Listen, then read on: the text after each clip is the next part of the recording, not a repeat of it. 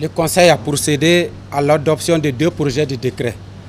L'importante création d'une société d'État dénommée Office national des barrages et des aménagements hydro-agricoles et l'autre portant dissolution de l'Agence d'exécution des travaux d'eau et équipement rural AGETER.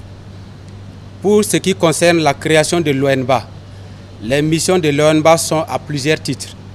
Le premier, c'est à titre de maître d'ouvrage délégué, à savoir sur les infrastructures hydrauliques et l'aménagement de l'espace rural, notamment les aménagements hydro-agricoles, les barrages et petites retenues, les puits et forages, les équipements et constructions rurales, les travaux d'urgence pour maintenir l'intégrité physique des barrages des catégories 1, 2 et 3, le développement local et toute autre opération qui lui sera confiée.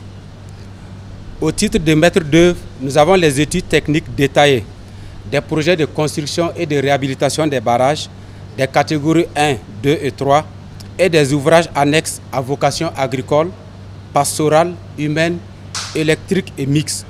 Ce qu'il faut dire, au Burkina Faso, nous avons plus d'1 millier de barrages et la plupart de ces barrages sont ensablés et ne répondent plus à leur vocation première. Donc il faut d'une part les maintenir, cela passe par des travaux de confortation, cela passe par des travaux de curage pour leur permettre de remplir le premier rôle qui est la vocation agricole, la vocation pastorale et d'autres vocations telles que la vocation électrique. Également, la création de cette société d'État va contribuer à la disparition de ce qui était l'AGETER, dont l'AGETER est dissoute mais pas liquidée.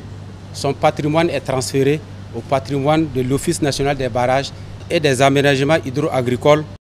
Cette nouvelle société d'État va relever du ministère en charge de l'agriculture. La création de la société d'État, Office national des barrages et aménagements hydro-agricoles, va contribuer à atteindre les objectifs de la transition, à savoir la souveraineté alimentaire qui passe par la mise en œuvre de l'offensive agro-pastorale et halieutique.